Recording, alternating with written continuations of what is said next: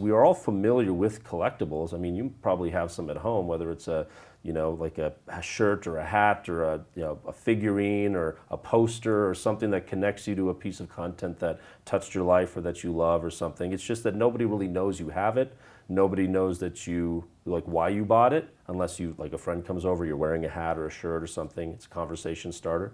But while anybody on the planet is watching that show, is watching The Chosen, for example, and then off to the side, if you're not in full screen view, off to the side, you can read stories of why people love that scene or how it's touched their lives or lessons they've taken away, or a video, for example, from me being like, here's a backstory behind this scene, or here's why I love this scene, here's what I learned from the scene as a person.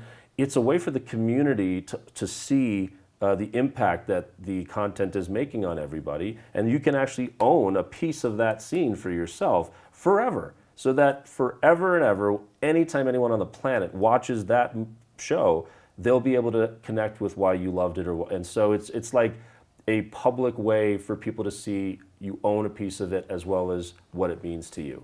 So that's what the collectibles are. Angel Studios as a distributor, and the whole concept of crowdfunding and getting people to invest in these projects, it gets people to buy into them early on, and you maintain an audience because they have that connection to it. And you see the Collectible Scenes just kind of carrying that into a new entity, correct? Yeah, absolutely. I mean, the idea that we can now have a say in the content that is created is really, really neat. We're not just beholden to whatever the industry wants to present. We can actually curate our entertainment a little bit by saying, this is what I'm interested in, this is the kind of storytelling I want to see. And so the fact that The Chosen kind of helped establish this crowdfunding on a bigger scale than just I'm raising 20 grand to make a short film, but now I actually want to raise millions of dollars to tell a feature-length story, or I want to tell a multi-season show, that's really, really cool. And the fact, I think, that it was so successful with The Chosen has opened the door for people to be less skeptical about doing that. Because sometimes you can be reticent to invest or to support something because you're like, well, how is my money really going to make the difference, right? Like, you need to raise so much, like, how's my little $5 or $10? But now there's these platforms where millions of people can contribute to stuff. So yeah, I think this is just another step along the way of innovating using technology.